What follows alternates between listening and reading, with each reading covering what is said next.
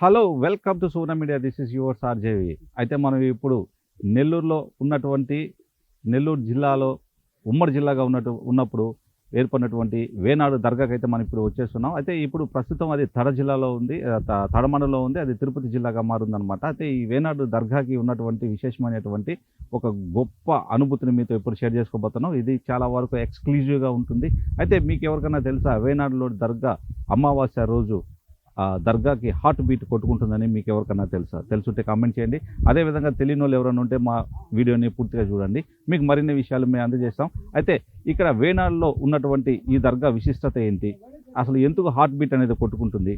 ఈ దర్గా ఎప్పుడు ఏర్పడింది? ఇక్కడ ఎవరు దర్శించుకుంటారు? ఇక్కడ దర్శించుకోవడం వల్ల వచ్చేటువంటి ఫలితాలు ఏమున్నాయి? ఈ విషయాలన్నిటి కూడా దర్గాలో ఉన్నటువంటి ముజావీర్ దగ్గరికి వెళ్ళి మనం తెలుసుకుందాము.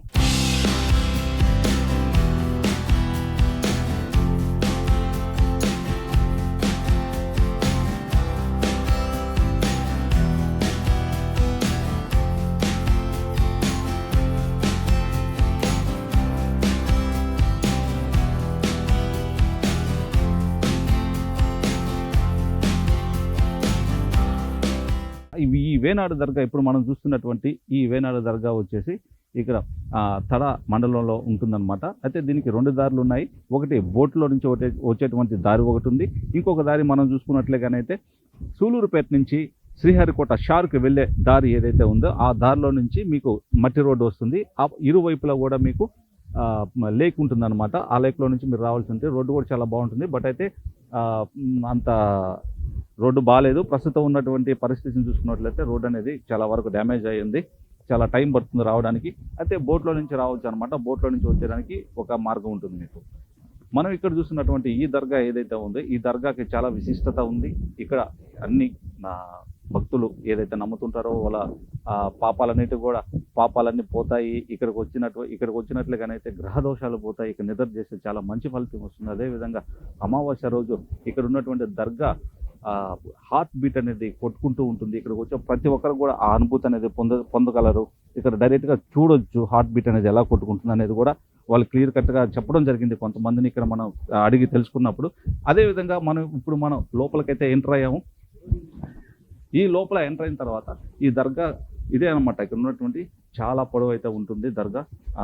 సమాధి అంటారు. యాక్చువల్లీ ఇది చాలా చాలా పొడవుగా ఉంటుంది. దీనికి హార్ట్ బీట్ అనేది ఎవ్రీ మనకి అమావాస్య వచ్చినప్పుడు అమావాస్య రోజున ఆ దర్గాకి హార్ట్ బీట్ అనేది కొట్టుకుంటుంది. పైన వేసిన పువ్వులు గంధం చల్లుతారు అనమాట. ఆ పువ్వులు కూడా హార్ట్ బీట్కి కింద తొలగిపోవడం జరుగుతుంది. అయితే దీనికి సంబంధించిన అన్ని విషయాలు కూడా మీకు ఇప్పుడు ముజావరుల ద్వారా మనం తెలియజేసుకునేటువంటి అవకాశాన్ని మీకు కలిగిస్తాను. అయితే ఇంతకుముందు మీరు ఎవరన్నా ఈ దర్గాని సందర్శించుంటే మీరు కామెంట్ చేయండి. మీ అనుభూతి ఎలా ఉండిందో ఆ రోజు హార్ట్ బీట్కి సంబంధించినటువంటి విశిష్టత మీరు ఎవరన్నా చూసి కానీ ఉంటే మాకు వెంటనే కామెంట్ చేయండి. ఇప్పుడు ఒకసారి ముజావీర్ని అడిగి మనం కనుక్కుందాము ఇక్కడ ఉన్నటువంటి దీని విశిష్టత ఏంటో.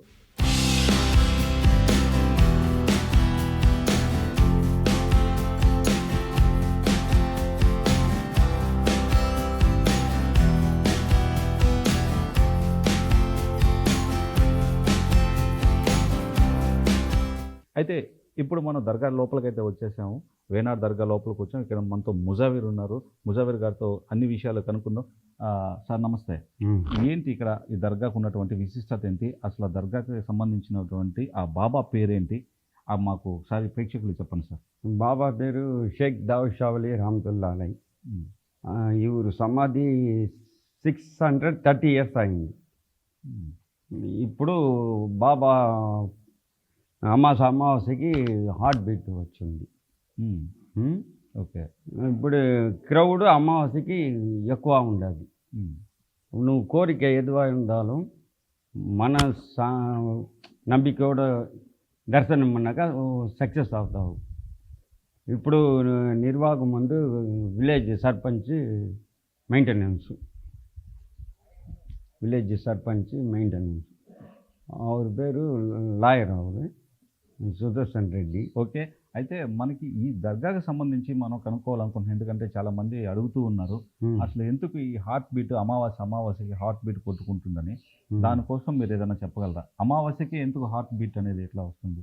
అదే అమావాస్యకి జనం ఎక్కువ అంటే నైట్ 11 o'clock దెన్ வந்து அவருடைய హార్ట్ బీట్ స్టార్ట్ అవుతుంది. ఓకే.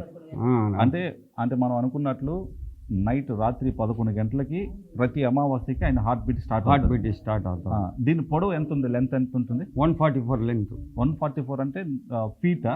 ఫీట్ లెంత్ ఫీట్ 144 144 అడుగులు ఫీట్ అడుగులు ఉంటుంది అనమాట. యాక్చువల్లీ ఏంటంటే ఇక్కడ ఉండే ముజావిరికి లాంగ్వేజ్ అనేది అంత సరిగ్గా లేదో ప్రాబ్లం ఉంది. అయినప్పుడు కూడా మీకు అన్ని విషయాలు క్లియర్ కట్గా తెలియజేయాలనుకుని ఇతను చాలా సంవత్సరాలు, ఎన్ని సంవత్సరాల నుంచి ఉన్నారు ఇక్కడ మీరు? ఇప్పుడు 12 సంవత్సరాలుగా ఉండేది. ఇక్కడ 3 సమాధి ఉండేది. ఫస్ట్ షేక్ దావుషావలి, సెకండ్ చల్లి అమ్మ, அவங்க name Sheikh Waheeda Sairabi Ammaji. Okay. Third తమ్ముడు ఉండదు, అవరి పేరు జలాలుద్దీన్ షా ఖాద్రీ. ఓకే. అంటే ఈ 3 దర్గాలు ఇక్కడ ఉన్నాయి. మెయిన్ దర్గా అయితే ఇదే. ఆ తర్వాత 3 దర్గాల హార్ట్ బీట్ కూడా అలానే కొట్టుకుంటుందా? ఇంకొక 2 కూడా సేమ్ 3 మహాన్കളും హార్ట్ బీట్ ఉంటుంది. ఓకే. ప్రతి అమావాస్యకైనా లేకపోతే ఇంకా ఏ రోజులన్నా కూడా హార్ట్ బీట్ కొట్టుకుంటుంది? లేదు కంపల్సరీ అమావాస్యకి డెఫినెట్గా ఉండదు. ఇంకా వేరే రోజుల్లో ఉండదు? వేరే రోజు టైం లేదు. ఓకే. అది ప్రతి అమావాస్యకు మాత్రమే హార్ట్ బీట్ అనేది ఉంటుంది, వేరే రోజుల్లో ఉండదు. ఇక్కడ మనం చూస్తున్నటువంటి ఈ బాబా దర్గా ఏదైతే ఉందో దీని లెంత్ 144 అడుగులు ఉంటుంది, 144 ఫీట్స్ ఉంటుంది. అదేవిధంగా మనం చూసుకున్నట్లయితే పైన వేస్తున్నటువంటి ఏ అయితే పూలు ఉన్నాయో ఆ అమావాస్య రోజు రాత్రి 11 గంటలకు స్టార్ట్ అవుతుంది హార్ట్ బీట్ అనేది. ప్రతిదీ కూడా ఈ పూలన్నీ కూడా కిందకి పడిపోతాయి ఆ హార్ట్ బీట్ శబ్దానికి. ఒకవేళ మనం ఇక్కడ నిల్చుకున్నట్లుగానే అయితే ఆ ఫీల్ అనేది ఆ రోజు మనకు కూడా కలుగుతుంది అని చాలా మంది చెప్తున్నారు. అయితే అయితే దీనికి సంబంధించినటువంటి ఈ హార్ట్ బీట్ ఎందుకు వస్తుంది ఏంటనేది ఇంతవరకు ఎవరికి తెలియదు. అది మిస్టరీగానే మిగిలిపోయింది. దాని నుంచి చాలామంది నిపుణులు చాలామంది పరిశోధన చేయాలనుకున్నప్పుడు కానీ ఇది దైవానికి సంబంధించింది కాబట్టి ఎవరికి పర్మిషన్ లేదు. బట్ అయితే మాత్రం హార్ట్ బీట్ అనేది కంపల్సరీ ఉంటుంది. ఇక్కడ బాబా స్వయంభూగా ఉన్నారు అనేటువంటి ప్రగాఢ నమ్మకంగా కూడా ఉందన్నమాట. అంటే ఇక్కడికి ఎవరన్నా సినీ ప్రముఖులు కావచ్చు, ఆ తర్వాత రాజకీయ నాయకులు కావచ్చు, వాళ్ళు ఎవరన్నా ఇక్కడికి వచ్చి దర్శనం చేస్తారు. మ్యూజిక్ డైరెక్టర్ ఏఆర్ రెహమాన్ వస్తున్నారు. ఓకే. ఫస్ట్ అవరే ಅವ್ರ గురువు గారు అవరే ఇక్కడ ఉంటే ఒక నెల్లి ಅವ್ರ ప్రాబ్లం క్లియర్ అయింది. ఓకే. ఫస్ట్ కంటిన్యూగా వచ్చేది, ఇప్పుడు లేదు. ఓకే. ఏఆర్ రెహమాన్ గురువుకి ఆరోగ్యం బాగాలేకపోతే 1 month వచ్చి ఇక్కడే ఉంది. ఏఆర్ రెహమాన్ సిస్టర్కి అంటే ఏఆర్ రెహమాన్ సిస్టర్కి హెల్త్ బాగాలేకపోతే ఇక్కడికి వచ్చి 1 month ఒక నెల్లు ఇక్కడ ఉంటే ప్రాబ్లం క్లియర్ అయింది. அதுக்கப்புறம் పబ్లిసిటీ అయింది. అది మనం ఇప్పుడు వింటున్నాం కదా, వేనాడు ఉన్నటువంటి దర్గా యొక్క విశిష్టత అంత ప్రాముఖ్యత ఎందుకు వస్తుందంటే సినీ ప్రముఖులే కాదు, ఎవరైనా సరే చిన్న తరహా నుంచి కూడా పెద్ద తరహా దాకా ఎవరైతే ఇక్కడ దర్శించుకుంటారో హెల్త్ ప్రాబ్లమ్స్ ఉంటాయి, వాళ్ళు ఒక 1 month కానీ 1 month కంటే ఎక్కువ కానీ ఇక్కడ స్టే చేసి ప్రతినిత్యం కానీ ఇక్కడ దర్శనం చేసుకున్నట్లయితే హెల్త్ ప్రాబ్లం కూడా క్లియర్ అవుతాయని వాళ్ళ ప్రగాఢ నమ్మకం. అయితే దీంట్లో ఎటువంటి దాబ్రేకం లేదు. మీరు డైరెక్ట్గా చూస్తున్నటువంటి దర్గా హార్ట్ బీట్ అయితే మాత్రం ఖచ్చితంగా ఉంటుందని ఒకరు కాదు, ఇద్దరు కాదు, ప్రపంచం మొత్తం చెప్పుకుంటున్నటువంటి సంగతి అనమాట. బట్ అయితే హార్ట్ బీట్ ఎలా హార్ట్ అనేది బీట్ అవుతుంది, ఒక సమాధి ఎలా కదులుతుంది, ఆ పైన వేసినట్టు పూలు ఎలా ఉంటాయి అనే విషయాలు మాత్రం మనకి ఇంతవరకు ఎవరికి తెలియలేదు. అది ఒక మిస్టరీగానే మిగిలిపోయింది. సో మరిన్ని విషయాలు ఇక్కడికి వస్తున్నటువంటి భక్తులు ఎవరైతే ఉన్నారో భక్తుల ద్వారా కూడా మనం మాట్లాడే ప్రయత్నం చేద్దాం. అసలు వాళ్ళ కోరికలు ఎలా తీర్చుకుంటారో, వాళ్ళకున్న బాధ సమస్యలు ఎప్పటి నుంచి వస్తున్నారనేది కూడా మనం తెలుసుకుందాం. అదేవిధంగా మనం చూసుకున్నట్లయితే ఒక్క ముస్లిమ్స్కి ఒక్కరే ఇక్కడికి వచ్చి దర్శించుకుంటారు అనేది కానే కాదు. ఇక్కడ కులాలకి మతాలకి అతీతంగా ఉన్నటువంటి వేనాడు దర్గా ఒక విశిష్టత. ఈరోజు ఇక్కడ ఉన్నారు మనతో ఒక హిందూ కులానికి సంబంధించిన వాళ్ళు, ముస్లిం తర్వాత హిందూ అనే తేడా లేదు, వాళ్ళు కూడా చాలా సంవత్సరాల నుంచి వస్తున్నారు. మేడం నమస్తే, మీరు ఎప్పటి నుంచి వస్తున్నారు, ఏంటి దర్గా యొక్క విశిష్టత, మీరు ఎలా నమ్ముతున్నారు ఒకసారి తెలియజేయాలి. నేను ఇక్కడికి 10 ఏళ్ళ నుంచి వస్తున్నాను. ఇక్కడికి 10 ఏళ్ళ నుంచి వస్తుంటాము. ఈ నాయనకి 143 అడుగులు ఉంటారు నాయన. దావుషవలి షేక్ దావుషవలి బాబా 144 అడుగులు ఉంటాడు. ఈయన అమావాస్యకి ముఖ్యంగా హార్ట్ బీట్ వస్తుందని అంటారు. అదే కాకుండా మామూలు రోజుల్లో కూడా నాయన సంతోషిస్తే మామూలుగా నేను చూస్తున్నాను, మామూలు రోజు అమావాస్య పోయినా బుధవారం కానీ గురువారం కానీ నాయన హార్ట్ బీట్ వస్తుందని అంటారు. మామూలుగా ఆయన అంటే ఇప్పుడు కొందరు మొక్కుబడి చేసుకుంటారు కదా, ఆ మొక్కుబడిలో వాళ్ళు అనుకున్నది కోరికలు నెరవేరితే నాయనకి దుప్పట్లు వేస్తారు. దుప్పట్లు వేసి గంధం గంధం అన్నీ చల్లుతారనమాట. ఆ నాయనకి ఎంత ఆనందం వేస్తే అలాంటి టయాల్లో కూడా నాయనకి హార్ట్ బీట్ వస్తుందని అంటారు. ఇంకొకటి ఇక్కడ నాయనకి హార్ట్ బీట్ వచ్చిందంటే ఈయన నాయన అనే ఊపిరి పీల్చి వదులుతారు కదా, ఆ టైంలో అమ్మ కాడ అమ్మాజాను అంటారు, వహీద్ అమ్మాజీ అంటారు, ఆమె కాడ కూడా హార్ట్ బీట్ వస్తుంది. మేడం అయితే మనం ప్రధానంగా చెప్పుకుంటున్నాము ఒక దర్గా అనేది కూడా, అంటే ముస్లిమ్సే చెప్తూ ఉంటారు, అంటే మన వాళ్ళు కూడా చెప్తూ ఉంటారు ఏమని, దర్గా అనేది ఏంటంటే అది మా బాబాల యొక్క సమాధి అంటారు. అవును. ఆ సమాధుల్లో కూడా ఇలాగ హార్ట్ బీట్ అనేది రావడం అనేది అసలు మనం వినడానికి అదొక వింతగా ఉంది. అసలు సమాధికి హార్ట్ బీట్ రావడం ఏంటి, పైన వేసిన పూలు ఎగిరి కింద పడడం ఏంటి, పక్కన ఉన్నటువంటి ఆ వైబ్రేషన్స్ వచ్చేది ఏంటి, ఇవన్నిటిని మీరు కలరా చూసారా? చూస్తున్నాను, ఉమ్, చాలాసార్లు చూస్తున్నాను నాయన కాడ. చాలాసేపు కూడా వస్తుంది. ఉమ్. ఎంత ఎంత టైం వరకు రావచ్చు ఈ విధంగా? అది చూసినప్పుడు ఎక్కువసేపు అక్కడ నిలబడకూడదని కూడా ఉంటుంది ఒకటి ఇక్కడ నమ్మకం అనమాట. అంటే మనం హార్ట్ బీట్ హార్ట్ బీట్ వస్తుంది కదా, అది వచ్చినప్పుడు మన మనసులో తీరని కోరిక ఏదైనా ఉంటే నాయనకి చెప్పుకుని అక్కడి నుంచి పక్కకి వెళ్ళిపోవాలంట. అప్పుడు నాయనికి అది అందద్ది అని చెప్తారు వాళ్ళు. అది అలా ఎక్కువసేపు మనం ఉన్నామనుకో, మనం చూస్తూ ఉంటాం, అంతసేపు ఎక్కువసేపు ఉండకూడదు. హార్ట్ బీట్ వచ్చినప్పుడు మనం చూస్తుంటే, అంటే చూస్తుంటారు పక్కన వాళ్ళు, మనం కూడా చూస్తుంటే దాన్ని హార్ట్ బీట్ని మన కోరిక మనకి నెరవేరాలి అని చెప్పని గట్టిగా అనుకుని మనం కానీ నాయనకి చెప్పుకుంటే అది ఖచ్చితంగా జరగద్ది అని ఇక్కడ నమ్మకం. Okay, thank you madam. ఒకవేళ అదేవిధంగా లాస్ట్ మీకు ఏదైనా ఆరోగ్య సమస్య వల్ల ఇక్కడికి వస్తున్నారా ఇంత ముందు కానీ, లేకపోతే ఏదైనా సమస్య వల్ల వస్తే ఇక్కడ ఏమైనా క్లియర్ అయిందా మీకు? అంటే నాకు మామూలుగా బాగాలేదు, తర్వాత అది క్లియర్ అయింది. ఒక నమ్మకంతో మా అత్త వాళ్ళు వచ్చేవాళ్ళు ఇక్కడికి, వాళ్ళు వస్తే ఒకసారి తీసుకొచ్చారు, అందుకని ఈడకి వచ్చి పోతూ ఉంటాం అన్నమాట. అనుకున్నప్పుడు మనకి నచ్చితే పిల్లకాయలకి సెలవులు అంటాయి, అది వచ్చింది పోవాలా అనిపిస్తే వస్తాం అన్నమాట. Thank you.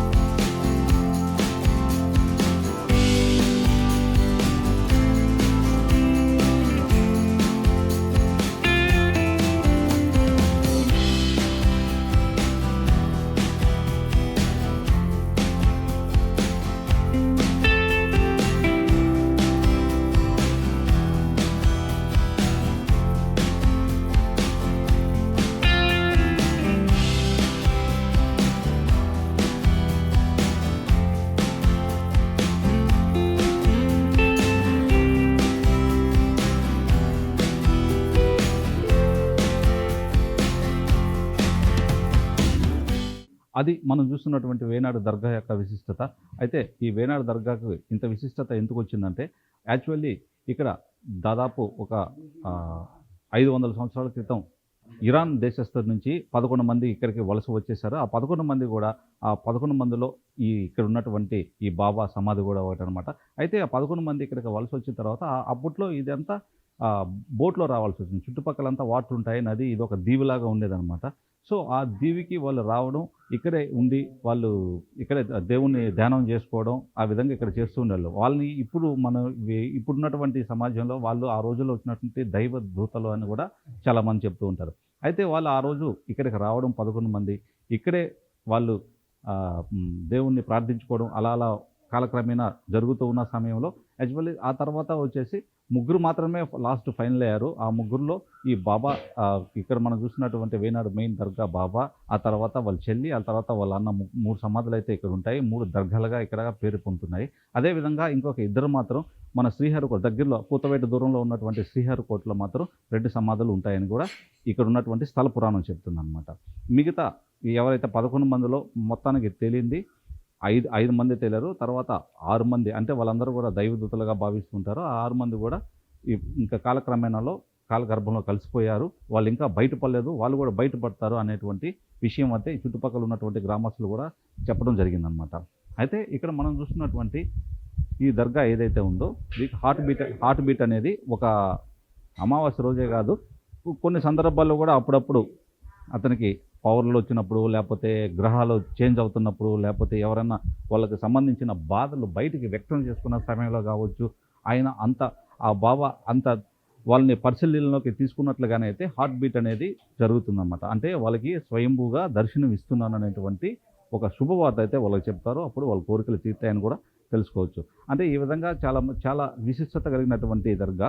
అయితే ఇక ఈ దర్గాకి 144 అడుగులు పొడవున ఎందుకుందయ్యా దర్గా అనేది సమాధి కొంచెమే కదా అనేటువంటి ప్రశ్నను కూడా నేను కొంతమందిని అడిగి తెలుసుకున్నాను. అయితే నాకు వచ్చిన హిస్టరీ ప్రకారం నేను కనుక్కున్నటువంటి హిస్టరీ ప్రకారం చుట్టుపక్కల ఉన్నటువంటి అందరిని కూడా తెలుసుకున్నట్లుగానైతే ఈ సమాధి అనేది 144 అడుగులు రావడానికి గల కారణానికి సంబంధించి వాళ్ళైతే ఒక హిస్టరీ అయితే తెలియపరిచారనమాట. ఆ రోజుల్లో ఉన్నటువంటి ఆయన ఇక్కడ ఈ గ్రామంలో ఉన్నటువంటి కొంతమంది పిల్లలు ఆడుకునేదానికి ఇట్లాగా ఇక్కడ ఇసుక ప్రాంతం కాబట్టి ఇది ఒక దీవు కాబట్టి ఈ గ్రామంలో ఉన్న వాళ్ళు కొంతమంది అట్లా ఆడుకుంటూ ఒక చెట్టు దగ్గరకు రావడం, ఆ చెట్టు దగ్గర ఒక ముసలాయన ఉన్నారనమాట. ఆ ముసలాయన అడిగారంట, నన్ను ఇక్కడ ఇసుకలో నన్ను పూడ్చిపెట్టండి అని అడిగితే, నేను పూడ్చిపెడితే మాకేమి ఇస్తారు అని పిల్లలు అడిగారంట. ఆ పిల్లలు అడిగిన దాన్ని బట్టి మీరు నన్ను ఇసుకలో పూడ్చిపెట్టలేనట్లయితే మీకు బొరుగులు శనగలు ఇస్తాను అన్నటువంటి చెప్పారనమాట. ఆ పిల్లలు బొరుగులు శనగలు అంటే ఆ రోజుల్లో చాలా గొప్ప కాబట్టి ఆ బొరుగులు శనగలన్నింటినీ కూడా ఓకే సరే మీరు ఖచ్చితంగా ఇస్తారా అని అడిగితే అవును ఖచ్చితంగా నేను ఇస్తాను, మీరు నేను చెప్పిన పని చేయండి అని చెప్పారనమాట.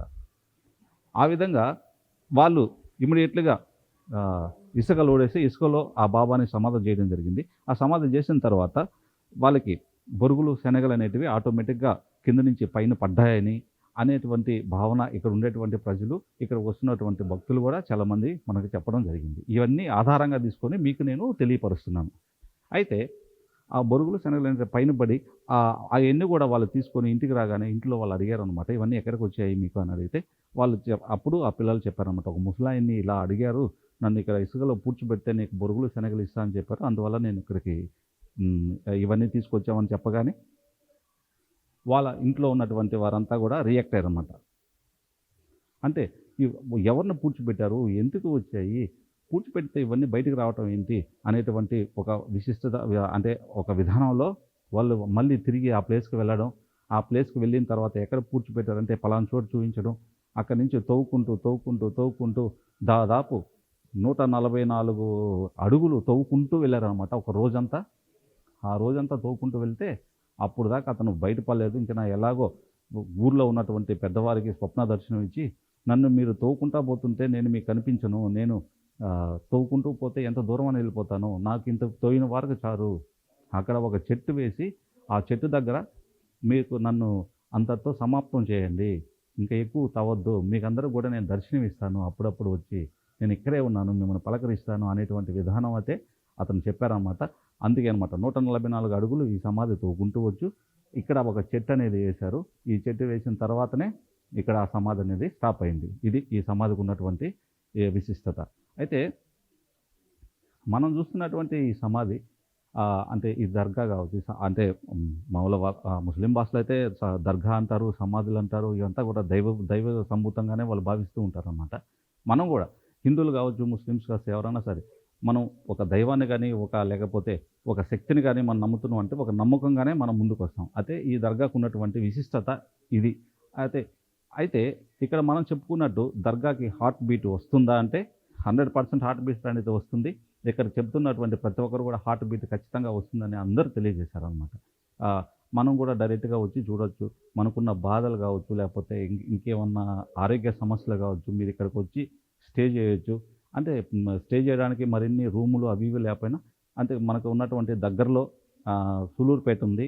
ఆ సులూరుపేటలో స్టే చేసుకొని ప్రతినిత్యం కూడా ఇక్కడికి వచ్చి మీరు దర్శనం చేసుకోవచ్చు. ఆరోగ్య సమస్యలు లేకపోతే మీ ఫ్యామిలీ ప్రాబ్లమ్స్ అటువంటి ఏమన్నా మీరు ఎవరన్నా నమ్మేవాళ్ళు కానీ ఉన్నట్లుగానైతే ఇటువంటి దర్గాలకి మీరు వచ్చి దర్శించుకోవచ్చు.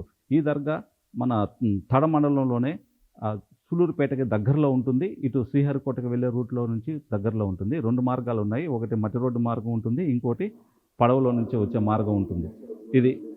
ఇది ఈ రోజుది మన వేనాడు దర్గా యొక్క విశిష్టత. మరిన్ని విషయాలు మీ ముందుకు తీసుకొని వస్తాను. Keep watching our Suvarna media. Please follow and subscribe. Cameraman మల్లితో RJB ఫ్రమ్ నెల్లూరు.